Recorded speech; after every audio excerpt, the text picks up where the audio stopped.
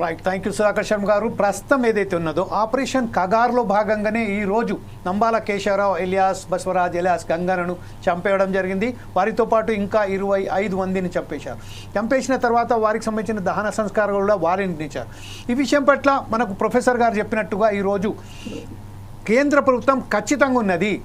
వారికి చర్చలకై వస్తాము అని ప్రజా సంఘాల వాళ్ళు ప్రజలు ఎప్పుడైతే కోరుతున్నారో వారు ఆయుధాలను వాడము, మేము చర్చలకు సిద్ధమని 1-2 సార్లు వారు ప్రకటించినప్పటికీ ఆ విషయాన్ని పక్కన పెట్టి ఆపరేషన్ కగార్ కొనసాగిస్తూ ఈరోజు వారిపై ఉకుమ్మడిగా వేల సంఖ్యలో బలగాలు తీసుకుపోయి ప్రధానంగా మనం గుర్తించినట్టయితే DRG బలగాలతోని సహాయంతో వారిని కాల్చి చంపడం జరిగింది. ఈ విషయంలో ఈరోజు డాక్టర్ చెరుకు సుధాకర్ గారు మన స్టూడియోలో ఉన్నారు. Welcome to the 4 Sides TV Sudhakar గారు. ప్రస్తుతం ఈరోజు జరుగుతున్న చర్చలో ప్రధాన అంశం ఏంటంటే సమస్యకు పరిష్కారం దొరికేనా? ఈ సమస్యపై మీరేమంటారండి? నిజానికి ఇప్పుడు దేశంలో ఉన్న ప్రభుత్వం మావోయిస్టులు కానీ ప్రజా సంఘాలు కానీ ప్రజల తరపున మాట్లాడే వాళ్ళని సమస్య కంటే కూడా న్యూసెన్స్ వాల్యూగా తీసుకోదలుచుకుంది. It's a menace. This is the term very much earlier also used by different small groups, particularly police section, but now the state itself is calling. The Home Ministry himself is calling it's a menace. It's a threat. And many of the discussions while you are observing also, they are making parallel with Pahalgam incident.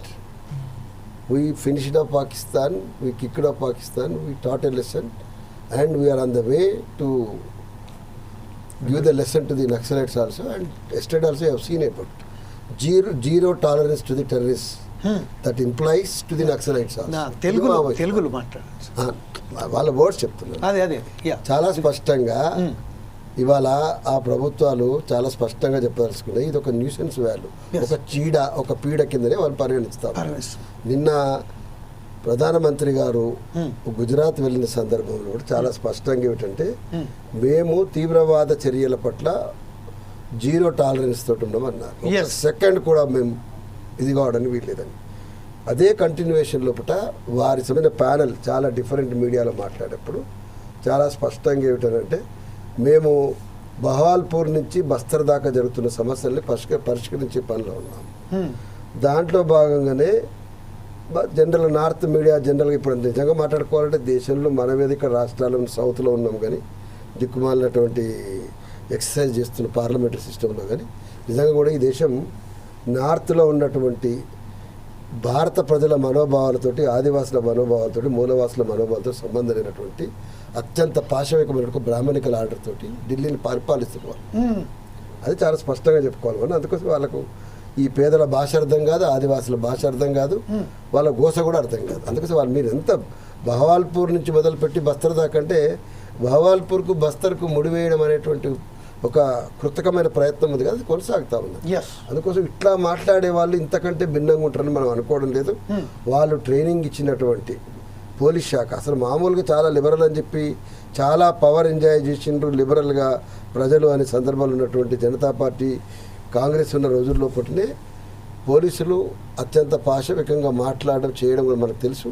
దానికి కౌంటర్లో అనేకమైన commissions రావడం, enquiry చేయడం.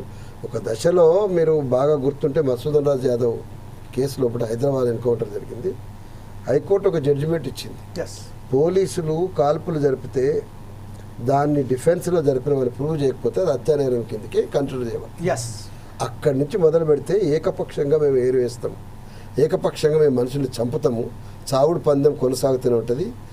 అది భారతదేశంలో ప్రజలకు శాంతి చేకూరే వరకు అని ఇంత పెద్ద మాట అన్న తర్వాత ఇక మీకు చర్చలు ఎక్కడివి, మీకు శవాలు అప్పగింత ఎక్కడిది? వాళ్ళ దృష్టిలో అన్ని నిజంగా మాట్లాడుకోవాలంటే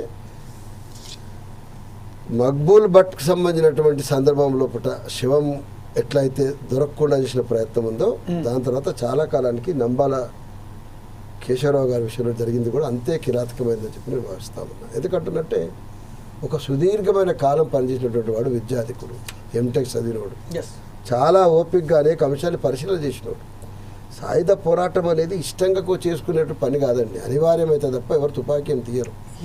నేనేమంటున్నట్టే దానికి కూడా ఇంకా పరిమితం పెట్టుకొని ఎంత వీలైతే ఎంత మాస్ ఆర్గనైజేషన్స్ ఇంప్రూవ్ చేసుకోవడం ఎట్లాంటి అంశం మీద ఇంకా చేయగలిగితే బాగుండేది. కానీ వాళ్ళు ఒక ఊపులో ఒక ప్రయత్నం చేసినారు, జనధన్ సర్కార్ ప్రకటించుకున్నారు, అక్కడి నుంచి మొదలుపెట్టి చర్చల దాకా వచ్చినారు. మీకు ఈ మొత్తం ప్రస్థానాన్ని గమనించిన తర్వాత కూడా ఒక పాలకుడుగా ఉన్నటువంటి వాడు బుద్ధిమంతుడైనా అంటే యుద్ధం కోరుకోవడం తప్ప ప్రజల మీద ఇంకేమి కానటువంటి ఆలోచన ఉన్నవాడు తప్ప ఏ బుద్ధిమంతుడైనటువంటి వాడు లేదా ఒక్కరి బుద్ధి ఉన్నవాడు కూడా ఒక సందర్భాన్ని బట్టి మార్చుకుంటారు. కానీ అంతకంటే అంటే బుద్ధి తక్కువగా ఇవాళ చేస్తూ ఉన్నారు. వాళ్ళు అన్నటువంటి ప్రశ్న లేఖ ఏదైతే ఉన్నదో పాకిస్తాన్తో పరిపరి విధాలుగా చర్చించడానికి ప్రయత్నం చేస్తున్నారు. మీ అందరికీ సోదరులకు 4 సైడ్ ద్వారా చెప్పదలుచుకున్నా, ప్రపంచవ్యాపితంగా ఇవాళ పాకిస్తాన్ చేస్తున్నటువంటి దాని మీద చర్చ పెట్టమని చెప్పేసి ఇక్కడ నుంచి పార్లమెంటు సభ్యుల్ని 6 బృందాలు చేసి ప్రపంచవ్యాప్తంగా తిప్పుతా ఉన్నది భారత్. ఈ ప్రభుత్వం తిప్పుతా ఉంది. మరి మమ్మల్ని కూడా అలో చేయాలి కదా.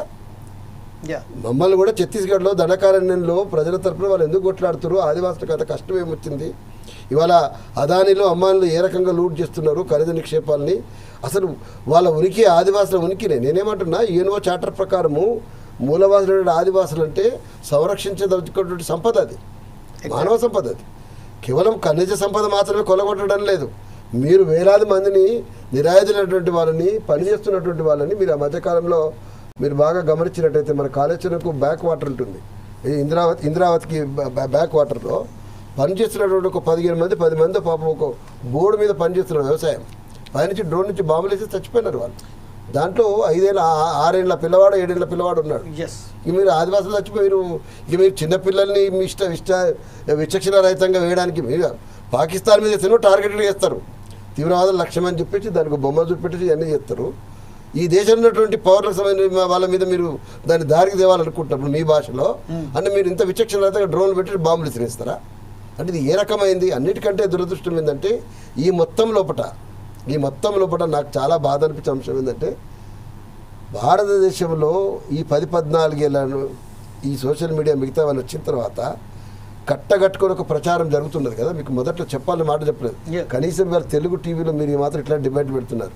మెయిన్ స్ట్రీమ్లో మీరు ఒక్కసారి బయట నార్త్ ఇంతమంది దిక్కుమాలని ఎందుకు చెప్పానంటే, మీరు ఒకసారి చూడండి ఇంగ్లీష్లో కానీ వాళ్ళ తెలుగు హిందీలో కానీ అక్కడ జరుగుతున్నటువంటి టీవీ ఛానల్ డిబేట్ చూస్తే 24 అవర్స్ 24 డేస్ నుంచి ఒకే సబ్జెక్ట్ 24 గంటలు యుద్ధం గురించే మాట్లాడతారు, 24 గంటలు వైషమ్యాల గురించే మాట్లాడతారు, 24 గంటలు బట్టలు ఇప్పి చేసేసి ఏం జరిగిందో చూసిన తర్వాత కాల్పులు జరిపి చెప్తారు తప్ప ఇంక ఏమి చెప్పరు. ఇక ఇదే నడుస్తూ ఉంటుంది. నేనంటున్నా భారతదేశంలో ఇవాళ అనేకమైనటువంటి సమస్యలు, అనేకమైనటువంటి నిన్న మొన్న వరదలు వచ్చినాయి, అంతకుముందు ఇంకేమో జరుగుతుంది. ఏ బాధతోటి వాళ్ళకి సంబంధం లేదు. అంటే ప్రమోషన్ ఆఫ్ వార్ ఏదైతున్నదో, వార్ మైండ్ ఏదైతున్నదో, శత్రువుని ఖతం చేయనటువంటి ఒక యాటిట్యూడ్ ఏదైతున్నదో అది ఒక ప్రమోటెడ్ అన్నట్టు ఈ దేశంలో. ఎంత onslaught is so much promoted to the extent ఏమంటే never you have seen it witness like this. Indian హిస్టరీలో ఇంత దారుణంగా ఏకపక్షంగా యుద్ధం చుట్టూ ఈ యుద్ధం కేవలము భారతదేశంలో జరుగుతున్నటువంటి ఆదివాసుల మీదనో ఇలా పహల్గామ్స్ దుర్మార్గుల మీద చేయడం కోసం అయితే మన 100%. నేను అంటున్నా, ఇంత చేసి నువ్వు బొమ్మలు చక్కదనంగా వీడియోలో కనపడిన తర్వాత కూడా నీ మొత్తం సిస్టమ్ అంతా ఉన్నది కదా. మొన్న ఈ మధ్యకాలం మీరు లాహోర్ బహుశా ఎక్కడ చెప్పని చెప్తాను, లాహోర్లో ఒక పర్సన్ని మీరు లష్కర్-తోయిబా ఒక తీవ్రవాది టార్గెట్ చేసి అక్కడ చనిపోయినాడు. మనం భారతదేశం చాలా సందర్భాలు అపవాదం వస్తూ ఉంది, కెనడాలో కానీ ఇక్కడ కానీ ఇట్లాంటి ఇంటర్నేషనల్ తీవ్రవాదులు వీళ్ళని చంపడంలో భారతదేశం యొక్క హస్తం ఉందని చెప్పేసి కూడా ఒక ప్రచారం జరుగుతుంది. Right, you do it. నేను అంటున్నావు మమ్మల్ని సపోర్టర్స్ అంటున్నావు కదా. నేను అంటున్నా ఇవాళ మీరు ఇంకో దేశంలో ఉన్నటువంటి వాడు మన దేశంలో ఉన్న ప్రజలతోటి నిరంతరం రక్తపాతం సృష్టించాలనుకుంటే you do it as a targeted work. ఇంత రక్తపాతం అవసరమా? ఇంత యుద్ధం అవసరమా? ఇంత విన్యాసాలు అవసరమా? నేను అడుగుతాను. ఇంత ప్రమోషన్ అవసరమా? మీరు ఎన్నో చేయవచ్చినట్టు చేయదలుచుకుంటే. కానీ ఇక్కడ మాత్రం ఎంత దుర్మార్గం అంటే మాస్ ఇండివిజువల్ నువ్వు అక్కడ చేయమని నువ్వు చేస్తున్నావు కదా, చేత కాదు. కానీ ఇక్కడ మాత్రం మాస్ మీదనే మొత్తం ప్రజల మీదనే ప్రకటిస్తావు. 20 మందిని 30 మంది. నేను అంటున్నా, మధ్య రేణుకాని ఒక అమ్మాయి చనిపోయింది, కడవండి అమ్మాయి.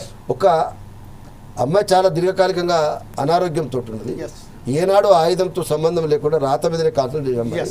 నేను ఇవాళ అంటున్నా, సిగ్గుపడండి. మీరు దేశంలో ఆడబిడ్డ గురించి మాట్లాడండి. మీరు నరేంద్ర మోడీ మోస ఒక ఆడపిల్లని చంపడానికి 20,000 సైన్యంలో మీకు ఓపిక, లొంగ తీసుకోవడానికి 20,000 సైన్యానికి ఓపిక లేకపోయిందా?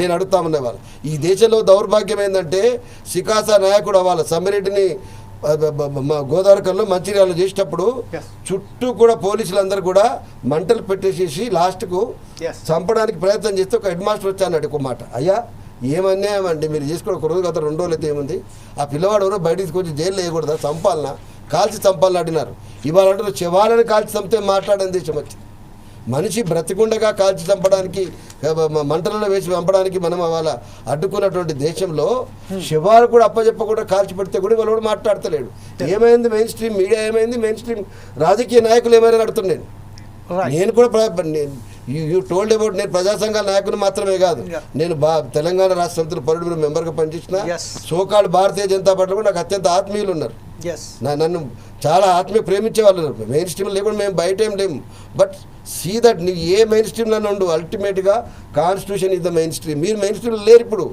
మీరు వాళ్ళు లేరంటారు మీరు అనాగరికులు అంటారు నేను భారతీయ జనతా పార్టీ మీరు అనాగరికులు అంటున్నా ఇజ్రాయెల్ సైన్యము 52,000 మంది పసిపిల్లలు చంపిరని చెప్పేసి ఇజ్రాయెల్ పార్లమెంట్ సభ్యుడు గోల పెడతాడు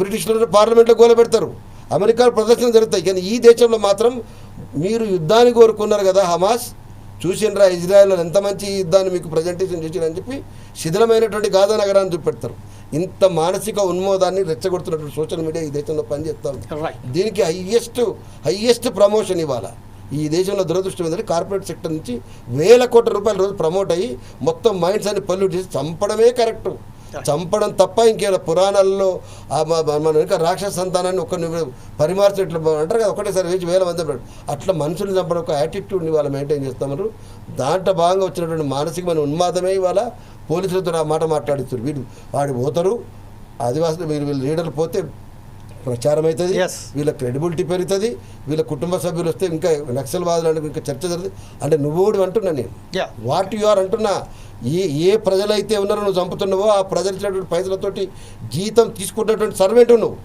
ఎవడన్నా కానీ ఎవడన్నా కానీ ఈ దేశంలో ప్రభుత్వ జీతం తీసుకుంటున్నవాడు ఈ రెస్పాన్సిబుల్ టు ది కాన్స్టిట్యూషన్ ఈ responsible to the crores of Indian people అది వదిలిపెట్టి నీ ఇష్టారాజ్యాంగ సినిమానా ఇది ఇండివిజువల్ బాడీ లాంగ్వేజ్ ఏంటంటే ఒకడొకడు మాట్లాడితే మీరు ఆ బస్తర్ సినిమా తీసారు కదా ఒక్కొక్కటి లాంగ్వేజ్ చూడండి అంటే అక్కడ ఏం చేస్తున్నారో వాళ్ళు అదే సినిమా తీస్తున్నారు మీరు చూడండి బాగా అబ్జర్వ్ చేయండి క్లోజ్ అందుకోసం ఇది మామూలు విషయం కాదు మరి జీవన్ కుమార్ గారు మిగతా వాళ్ళు మాట్లాడ చూసిన నేను ఏదో నిస్సాయలంగా మనం ఇవాళ మనం నేర్చుకోవాలి ఏంటంటే ప్రజలతోటి పోరాటం చేయించడం లోపల మనం ఇంకా చాలా మెచ్యూరిటీని పెంచుకోవాలా కొత్త వ్యూహాలు రచించుకోవాలా నారాయణపూర్లో 27 మంది పిల్లలు దాంట్లో నా తెలంగాణ ఉద్యమం చేసినటువంటి మా భూమిక కూడా ఉన్నది విజయలక్ష్మి ఉన్నది ఇంకా చాలామంది ఉన్నారు ఏనాడు యుద్ధము కానీ హింస కానీ కోరుకున్నటువంటి పద్మశాలి కులం నుంచి పోయినటువంటి సాధారణమైనటువంటి దాని నుంచి స్థాయికి ఎదిగినటువంటి మధు ఉన్నాడు మొన్న చనిపోయిన రేణుక ఉన్నది ఇంతమంది అమాయకులైనటువంటి పిల్లలు పోయి వాళ్ళకి నమ్ముకున్న దానికోసం పోతే మీకు ఎన్నో మార్గాలు ఉన్నాయి